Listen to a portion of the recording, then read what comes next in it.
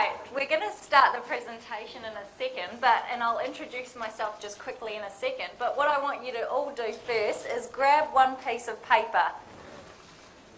Grab a piece of blank paper, there should be heaps on the table, and just lift it up so that everyone has a piece of paper.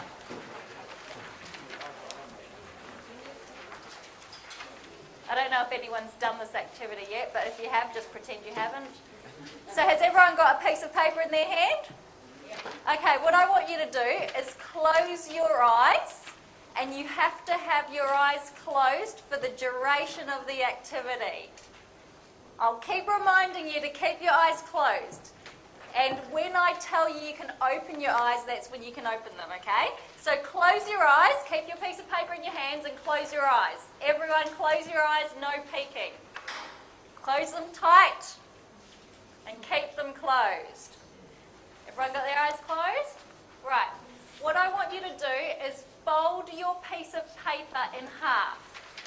Fold your piece of paper in half. Keep your eyes closed.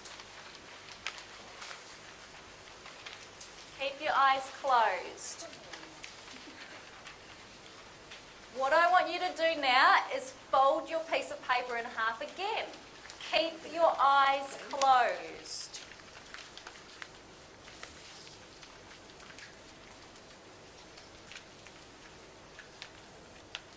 Keep your eyes closed, and I want you to fold your piece of paper in half again.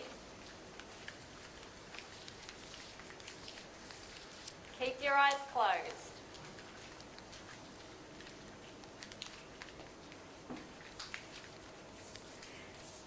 Keep your eyes closed, and what I want you to do now is tear off a big piece from the top right-hand corner of your piece of paper.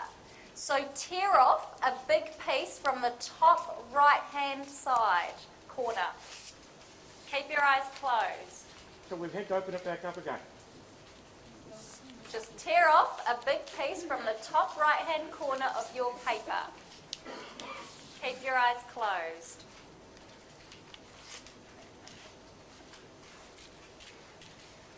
Now I want you to turn your piece of paper around so that the torn piece is now on the bottom left. So turn your piece of paper around so the torn piece is on the bottom left. Keep your eyes closed. Now I want you to tear off another big piece from the top right-hand corner. Keep your eyes closed.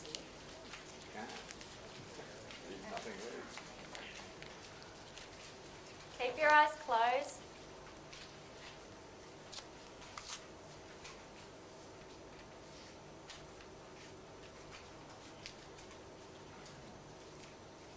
Keep your eyes closed, and I want you to unfold your piece of paper. Keep your eyes closed.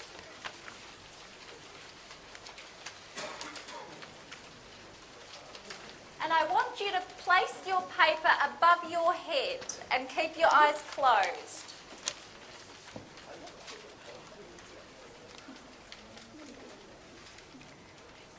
Okay, open your eyes.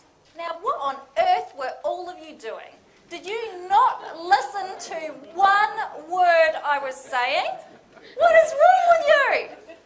This is what the customer wanted, and I haven't even got one out of, I don't even know how many people are here. But how is there not one piece of paper that is like this?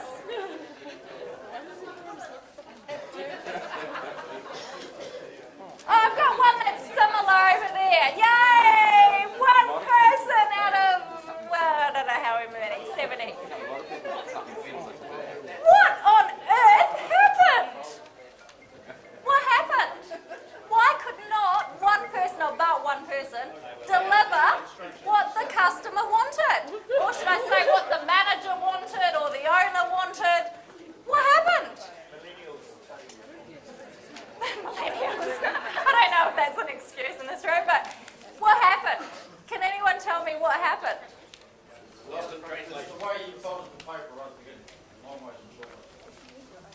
So why couldn't you listen to my instructions? You just said fold it. There's two ways of folding it. Two ways of folding it. We made assumptions. You made assumptions. No, the instructions are not good enough. Instructions were not good enough. We left us with some discretion as to how we proceeded.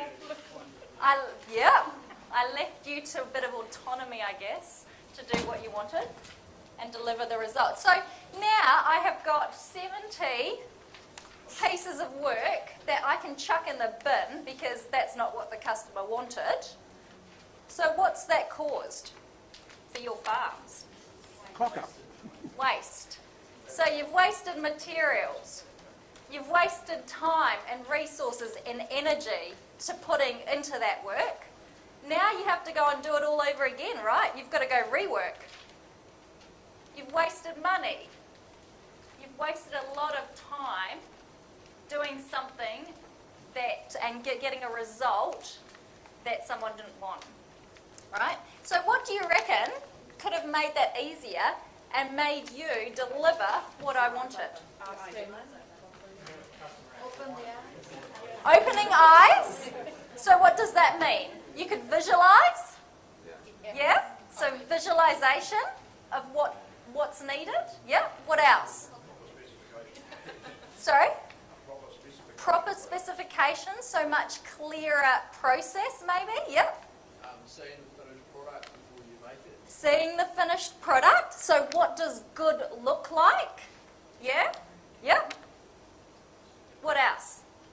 Checking in at each stage of the process to check it on. Yeah? Confirmation perhaps, yeah. Anything else? Two-way communication, maybe question and answers, yep, instead of one way, yep. So there's a lot of things, and it's a really simple activity that just demonstrates some of the things that I'll talk about today. So really, Lean focuses on some really simple tools to help you to deliver the right outcome, whether it's those excellent quality of lambs that I'm totally inspired by that video. I want to be a sheep and beef farmer now. But, you know, whether it's great quality meat or whether it's a good quality job, a good quality fencing job, whatever it is, it helps you to deliver the right outcome at the right time by ensuring some simple things like standardization, visualization, communication, all those kind of things, building in quality, doing it right the first time, all those kind of things so that you can stop rework, stop waste, stop wasting time, stop wasted materials, wasted money, wasted petrol, wasted diesel, wasted all of those things, wasted grass, wasted crops. All of those things are wastes that are a result out of potentially not doing it right first time, not having clear enough instructions, clear visualization, standardization, all those kind of things. So, hopefully you can take that back to your own farms and maybe do it with your team. Who's got more than one person on their farm at the moment? So quite a fair few of you. Great. So this is a really simple activity that you can take back to your farms, do it with your team, just to help them see some of those simple concepts. Cool. Okay, moving on. If I get this right. Is that turned on? Oh, sorry. Okay. Here we go. Yeah, it isn't great, but... So, very quickly, Robin introduced me earlier, but my background's in mechanical and industrial engineering. I started with Toyota, and really all of Lean comes from the Toyota production system. So I spent quite a few years working with Toyota.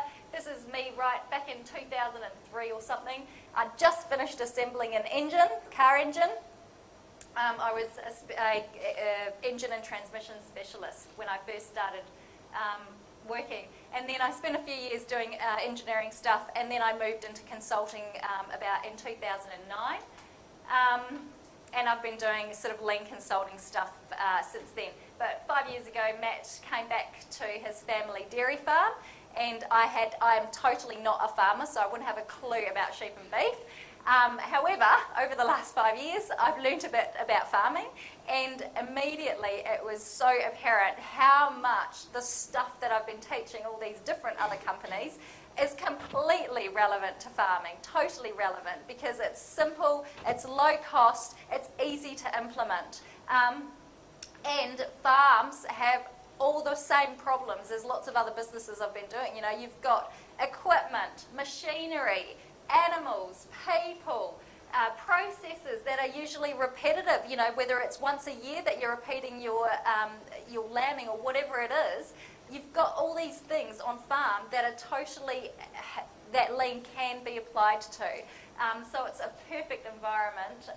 And so a couple of years ago I had some discussions with Open Country, and as a result, in my spare time, I've been doing a bit of work on developing sort of some lean training, I guess, material for farmers to help them start to apply some of this stuff. So I guess where lean is a little bit different is you've got all these external factors in your industry, and I guess sheep and beef would be pretty similar to the dairy industry. You know, you've got obviously weather, the meat prices, you've got interest rates, politics, all environment, all these kind of things which you can't control, right? I mean, as great as it would be if we could control it, we can't. So what lean really is about is focusing on the internal stuff, the internal things in your business that you can control. And there's heaps of stuff that you can control. You can control your own internal costs. You can control how you do things, you know, what you do, when you do it, how you do it. All those things you can control in your own business. So rather than focusing on all the stuff that we can't control, if we start thinking about our own internal businesses and focusing on the stuff we can control and trying to improve that, we can then start to reduce our own internal costs of our business, so that then regardless of what the prices are doing, you're still, you know, improving your profit margins. Does that kind of make sense? And that's where lean will help you.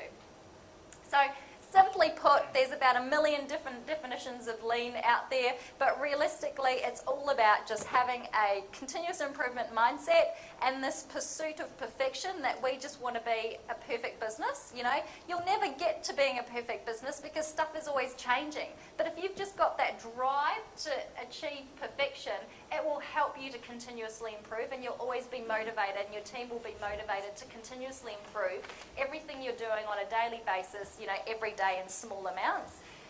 And if you do that, if you've got that continuous improvement mindset in your business and you want to be, you know, perfect in terms of what you do and how you do stuff, what that will do is it will help you eliminate waste out of the business. It will help you reduce cost. It will make you more efficient in what you do. All of these great things that come out of it. And a lot of the tools that I talk about today, I'm only going to introduce 2 small concepts because we've only got 40 minutes. But really, it's simple, common sense stuff that you think, oh, I should have been doing that already, right? It is really simple, common sense stuff that every single one of you can do and everyone in your team can do. And really, the driver is about making you more profitable as a business. Because if you've got a profitable business, it means you've got a successful business and you can grow and you can have people employed, etc., right? And we all want to have a profitable business. So, how is this relevant to you guys on a farm? Well, essentially, you've got inputs, you've got people, machines, materials going into your business. You've got some farm processes, whatever they might be, and the idea is that you want to get the right outputs, right? You want quality, you want it at the lowest cost, you want it at the right time, and these days things like safety and environment are becoming more important as well. So the whole idea about lean is converting all those inputs, which are standard for all of you, through the most efficient, effective processes to get the right result, right? That's all in a nutshell. Pretty simple. Does that make sense? Yeah. Cool. So, we're all very busy, I'm sure. Who's not busy? Okay. Just in case, just checking. Are we efficient and effective, though? Hands up if you think that you're super efficient and effective. Can we be efficient but not effective? Who thinks we can be efficient but not effective? Does anyone know what the difference between these two are?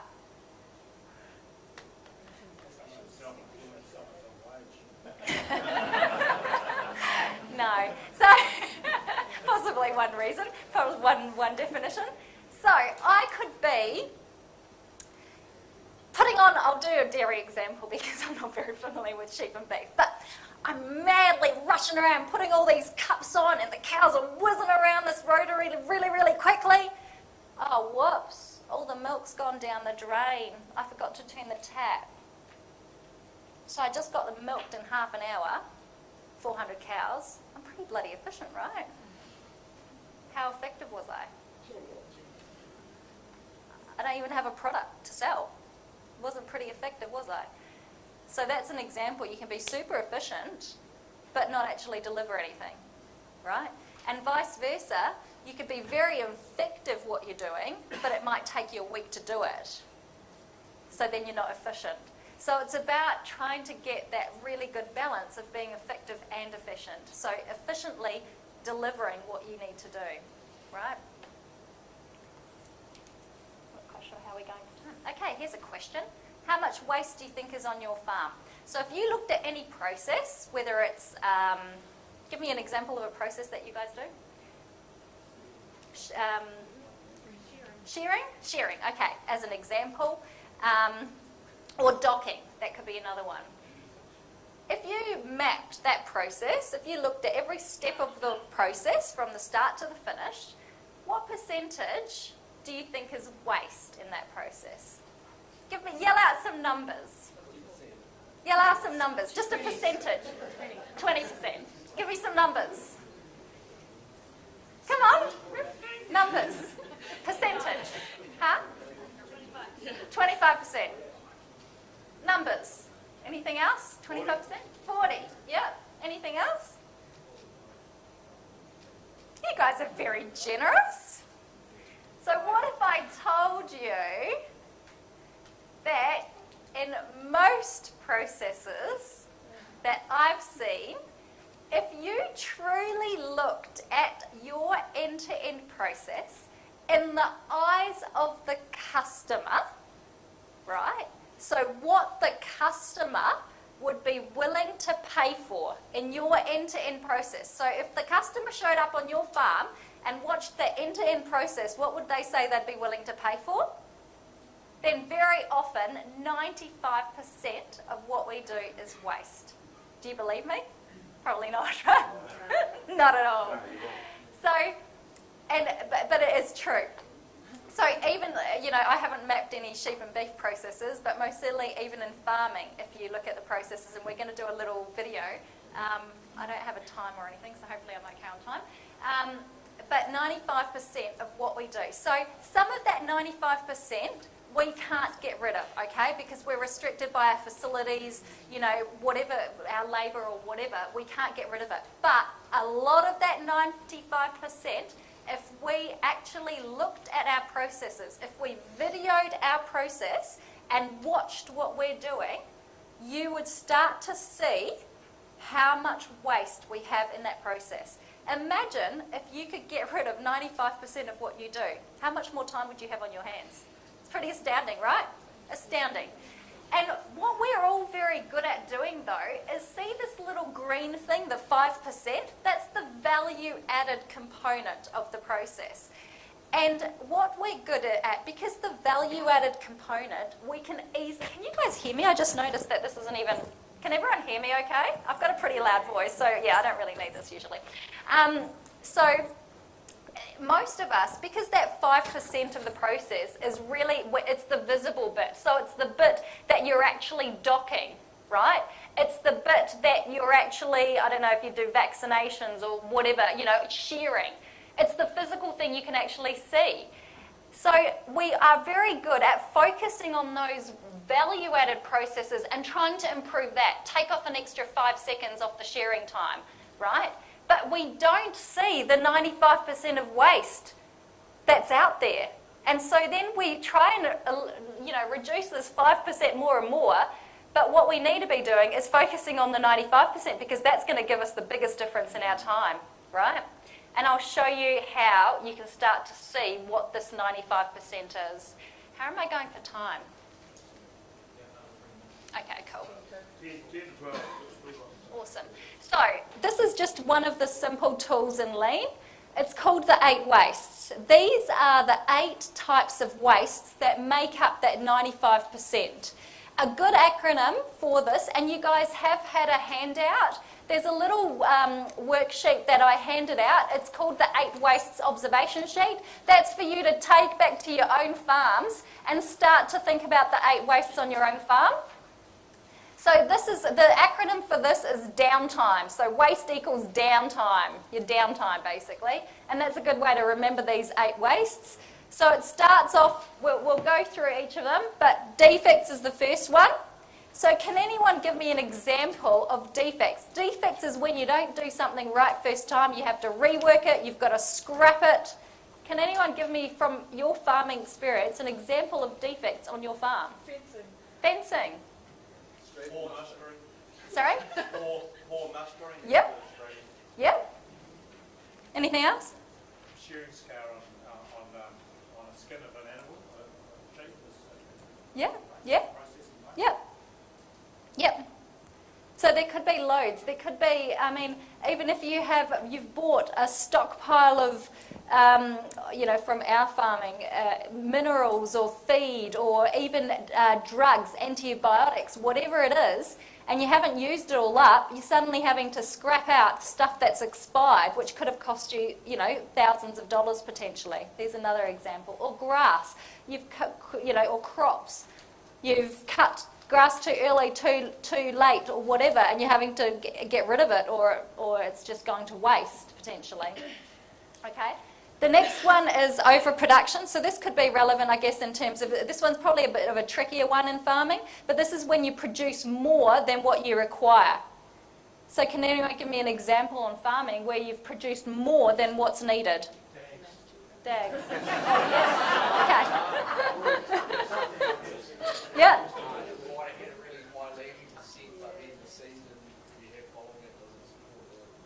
Yeah. Yeah. That's another example, yeah. And so all of that has created energy and time and money going into something that you then have to, you don't need, right? Waiting. This is a really easy one. Who's had to wait for something? Someone, something. Give me examples of when you've had to wait. You've had to wait on yourself. On other people. Oh, other people have had to wait for you, yeah. Okay, that's good you're honest about it. You arrange a visit and the other person forgets about it and doesn't turn up. Yeah, frustrating. I showed up, it was funny when I was putting this training material together for dairy farming. I showed up at a friend's farm, and the first thing, and it was to look at the process and to get some videos, and the first thing we did was stand there waiting for, I think, 20 minutes, 3 of us, and we're waiting for, I think, the vet to show up. So it was interesting, it was good. Good little case study. But yeah, we spend a lot of time waiting, right? The next one is a trickier one, non-utilised people. So this is about not listening to your team, who usually have very good ideas, but if you don't listen to them, you're not able to capture those ideas and put them into action. There's 2 aspects of it, so that's the first one. The second one is not understanding the skills of the people on your farm, and therefore not using the skills in the right place. So what that does is it creates waste. It creates defects, rework, all these wastes are very interrelated. Transportation, who's had to move stuff from one place to another with a tractor or a bike or whatever? Who drives a lot around their farm? If I put a little red dot on you and then mapped your movement all day, how much of a zigzag would I get? Would it be like a spaghetti bowl? Yeah? Thought so. Similar to us. Inventory, that's the next one. This is a little bit difficult to see in farming, but it's a result of overproduction. So if you've produced too much, you end up with a stockpile of stuff that potentially you don't use, or it potentially expires and then you can't use it and you throw it out, right? Motion, this is related to transport, but this is you, a person moving around, right? So it's you having to walk to some pens to do something. It could be the shearing process, are you having to lift up to get to something, all those kind of things. So motion's quite a big one as well. And then the last one is extra processing. This is about doing more than is required to deliver what you need. So this could be sharing that sheet an extra amount, which you don't require, right? But it requires effort and extra cost, etc. But you don't actually, it gives you, the customer doesn't care about that. Or if you've got a document that you need to fill out and it's got 3 extra questions on it and you never use that information, that's unnecessary work, right? So there could be examples like that. So what I want you to do is just write down on a piece of paper, and this is for you to take back, just write down some examples of waste, just a couple of minutes. Think about your own farms and write down a couple of examples of waste out of those ones, I'll go back, that you see on your farm that you can think of. And this is to take back to your farm so that you can start thinking about, well, how can I get rid of this waste off my farm? Cool, thank you. You can, yeah, you can just, we can do it now. Right, I'm just going to give you a little video of a process off our farm. And my hubby is the star in this video. What I want you to do is just watch this video. It's very hard to see, but think about the waste in this video. So this is Matt feeding calves a couple of years ago. It's hard to see, but he's in the corner there writing something down on a whiteboard. Can you guys see that reasonably? Not really. Sorry? Yeah. Just tell us. Anyway, he's going to smile at you now and wave. So now he's walking to some other calf pens to just check some sick. Well, where is Matt? Is he here or has he disappeared? Oh, he's done a run. People would be embarrassed. Anyway, now he's back. He gave you another smile. He's a very happy farmer. It was a sunny August day, as you can see, so it's pretty happy. So now he's I think lifted, where has he gone? He's lifted the feed bin and put it over onto the car. Where's he gone? Oh, he's still riding, sorry, I can't even see. Okay, now he's going to lift the feeder, the calf feeder. Carrying it over to his trailer, which has got the milk on it. There he's hanging it on that. He's walking back over, getting the next calf feeder. So this video is 2 minutes 57, I think, of a day, okay? So we're just watching 2 minutes 57 of somebody's day.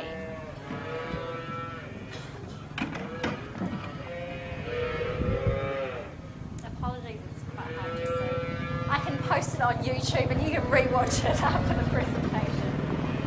So now he drives over because there's more calves just a little way away, you can see. He's going through the mud.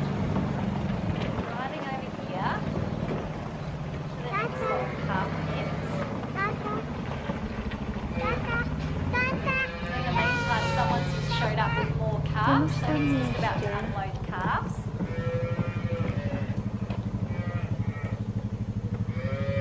So now he gets a bucket and he fills up this bucket with milk.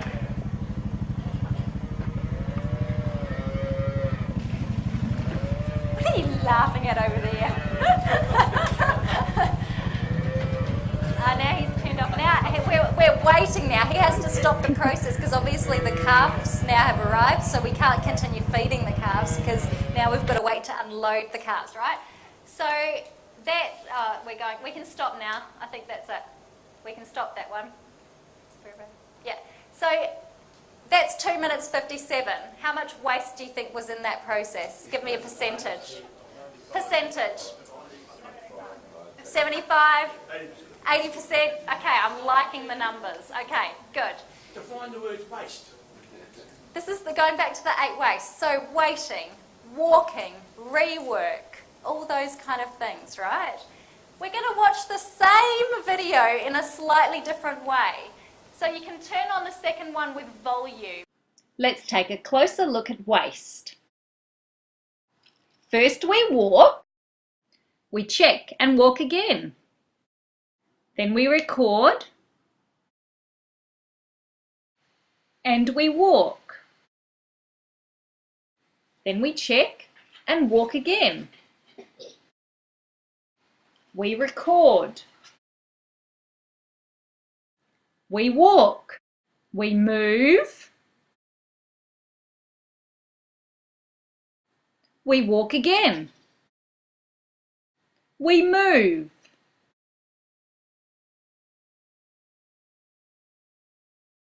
We walk and we move again.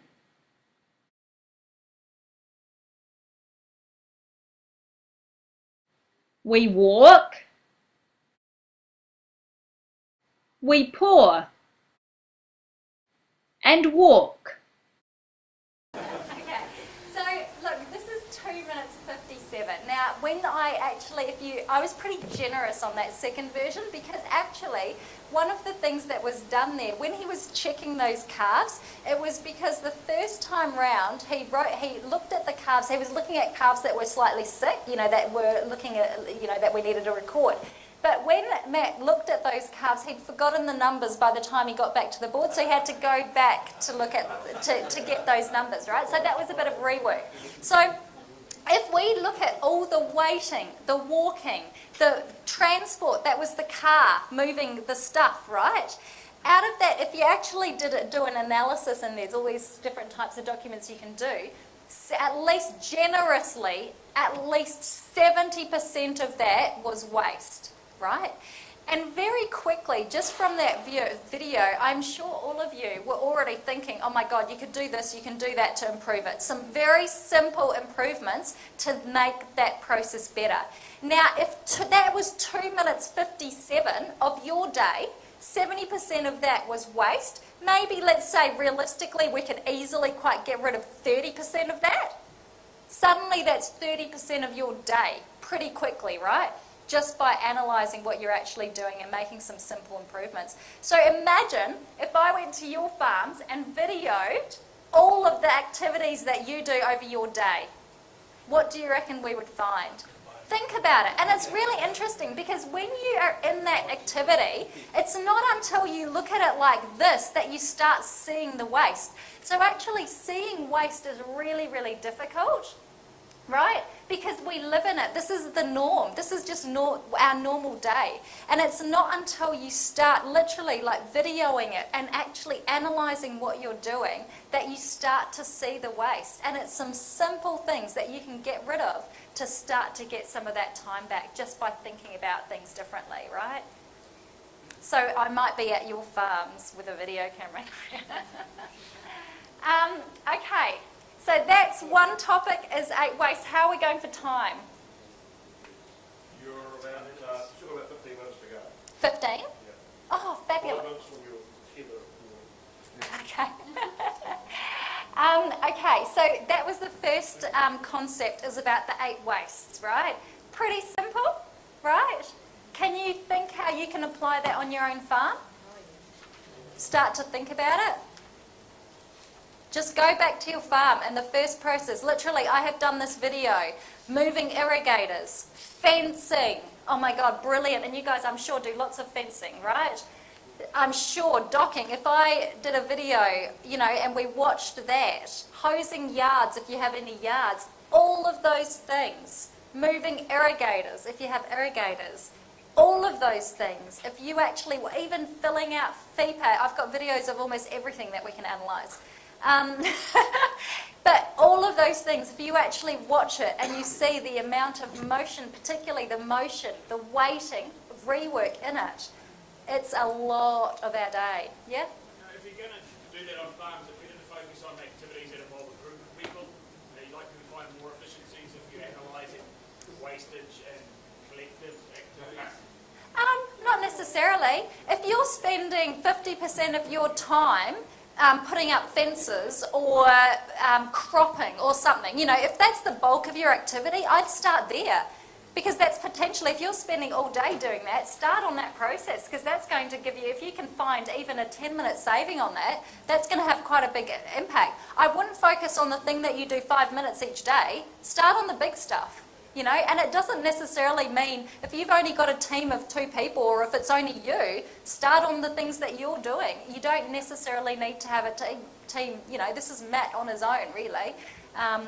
So it's really just about the process, not necessarily the person, it's the process that you've got in place.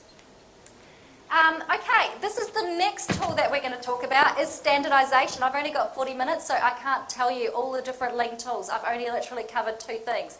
I want you to get a white piece of paper and draw a pig. Draw a pig on a piece of paper. Draw a pig. Can you hold up your pig above your heads, please? It's really hard to see for you. You're lucky, it's hard to see your pigs, but I can see lots of different cute pigs. We've got some artists in the room. There's some impressive pigs. And then there are some others, Okay, cool. So we've probably got in the scale of 70 different pigs, right? I might collect all those pigs and we can put it up on the website later.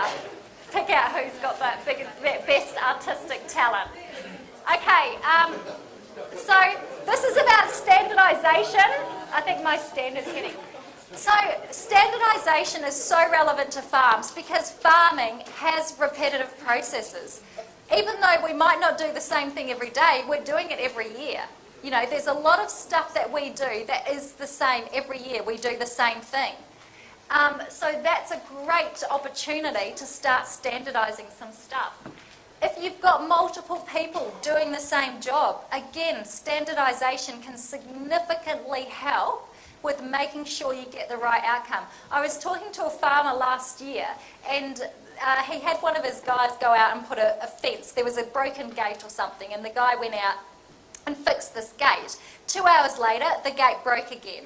And when the farm manager went out to see what was going on and why the gate wasn't fixed properly the first time, he saw these funny kind of nails and it was all weird. Like he was just thinking that wasn't even put up. You know, this isn't properly fixing a gate. And I said, and we were having this conversation and I said to him, well, what you think is a quality job might be quite different to what another person thinks is a quality job, right? And unless you have a very clear standard of what is expected and what does fixing a fence mean, is it putting a nail sideways or up from the top, right? You can have 3 different outcomes. And if you're not happy with those 3 outcomes, well then the only way to solve it is make sure you've got a very clear standard of what is expected, right? So standardization can be incredibly helpful to get you what you want. If you're having any of these problems, not enough time in the day, you're seeing the same mistakes popping up again and again, the same problems popping up again and again, right? All of that tells me that you can do with some standardization, and that would really help to prevent some of these things. So I want to show you this little video very quickly. It's totally not a farming video, but I love cars, being a mechanical engineer, and I love this video, and it's really quite interesting and fun. But it's it just shows you a couple of interesting points about standardization.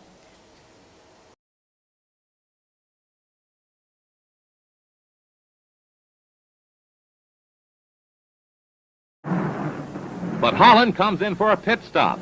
Time to refuel and change tires. Lou Moore himself changes the tires. Only 4 crew members, including the driver, are allowed to work on the car. It's a tense time. Holland stays in his seat, anxious to get away. Let's watch.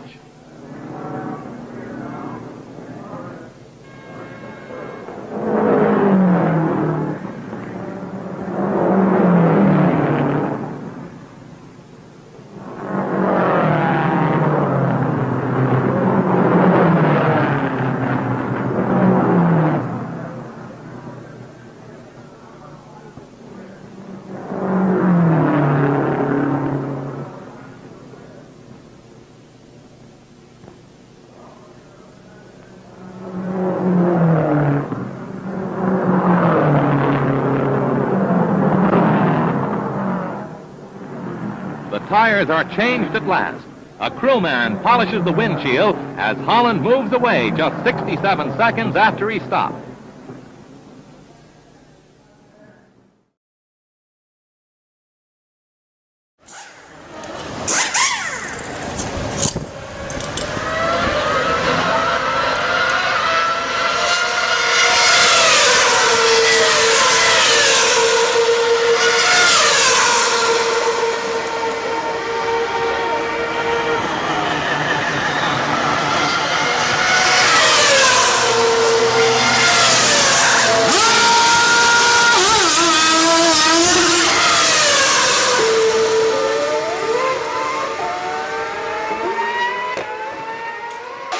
So that was about points, I think 1 point something seconds, right, of that downtime for that car.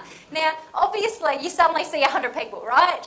However, the thing is that in Formula One, the result is you need that car on the track, right? That's your target. So you can't afford not to have that car on the track. Now, imagine the level, so this wasn't the world record. I think the world record was last year and it was even less, like 1.5 seconds, right? Something crazy, I can't even remember.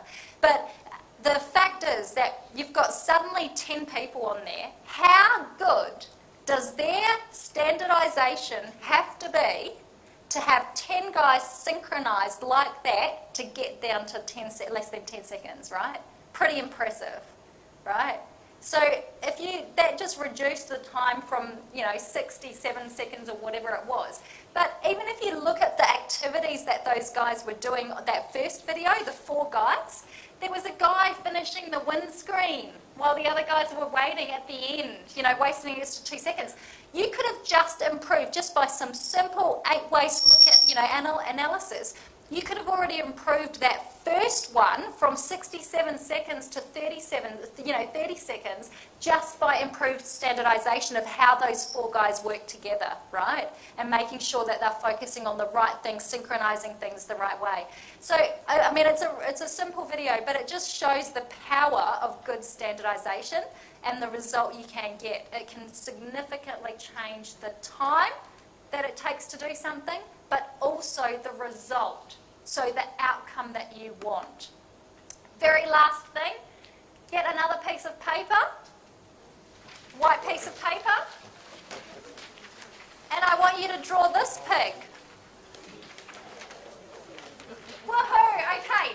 I normally do this with a grid of paper as well, but I thought I'd do it the quick way. But still, you're all within 90% of what the customer wanted, with one simple visual standard expectation, right? So just a really simple activity that you can again do with your team, just in terms of the power of standardization.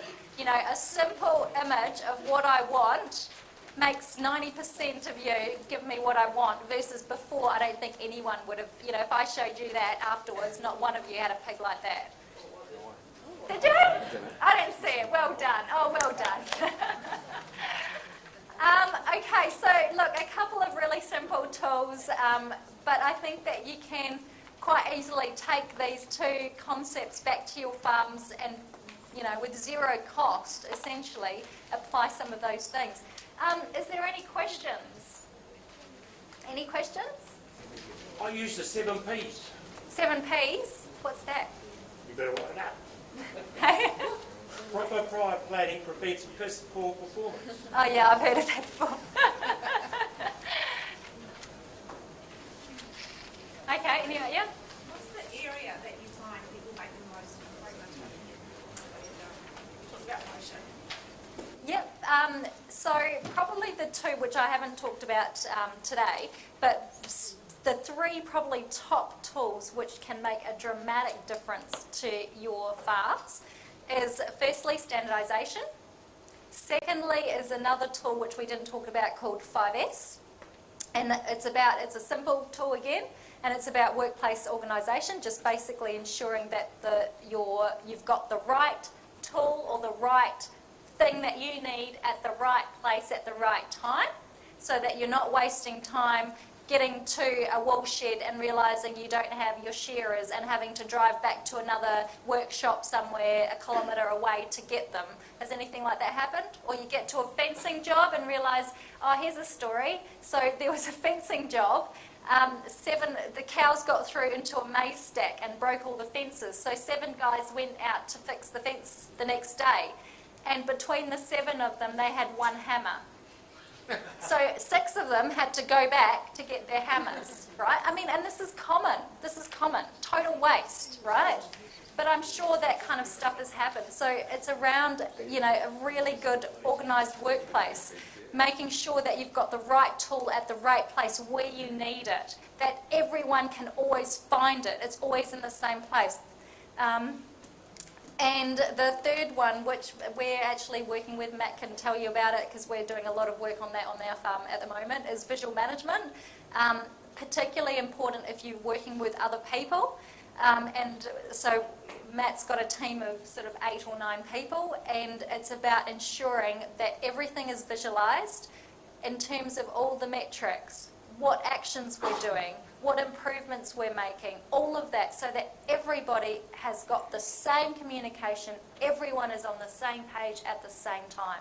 Because what happens is stuff gets, you know, like the first activity, me verbally telling you guys and not one of you delivering what I wanted, that's a classic example of lost in translation.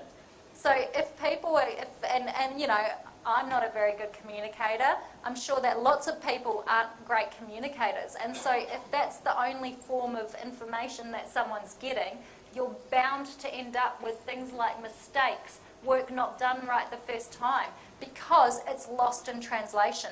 So what you think you're delivering your message, what the person's receiving can be quite different. So visualization, making things so easy so that everyone can just look at something visually and immediately understand what's going on, what they need to do, and what the target is. Imagine playing a rugby game without any scoreboard. Huh? How would that work? Yeah, probably. How would you know that you're getting thrashed if you don't have a scoreboard? You're having a jolly good time. Everyone's booing on the sidelines. So visualization's another really, really big one, making sure that everything is visual. Yeah, that's probably it. Any other questions? Sorry. Yeah. Maybe one more question and then we'll... Yeah, lunch. Everyone's getting hungry. There's some common sense about how much you want to spend on waste reduction. Yeah. Yeah, so absolutely. And look, the good thing about this is, and even if you looked at Matt's carving, example, of course, we could go rebuild all the carving sheds, right, and make it totally perfect. But without having to spend that money, we could also get a hose, that's connected, which is probably a low-cost investment that suddenly saves all that walking as well, right? So there's most certainly a lot of little things that you can do that are very, very low cost to improve it. The best way that you can analyse that, though, is if you actually video a process like this. And, I can send out another template that I use, and it's basically just a simple template where you write your activities, and it's got a timeline at the top. And so you can then very quickly work out, well, how much waste is in that process in terms of time. So then you can work out quickly how much time am I using up every day. Of course, you might have to consider things like material cost as well, because you might be using up material cost and all of that need to go into that calculation. But then you can quite quickly work out your return on investment if you did go and spend $50 on or maybe $500 on an extra calf feeder or whatever it is. You can very quickly work out what the return on investment is by simply analysing that process. Yeah. Well, yeah, I think we might wind up here Cool. now, but there's going to be opportunity for people to talk to you during Yeah, lunch. yeah. And even, I'm just conscious that we're about to be invaded by the other people coming out of the rooms for lunch now. Here. Yep, okay, brilliant. But there's the opportunity to carry on talking after the presentation no worries. and maybe during lunch Yep. as well. And your presentation is going to be available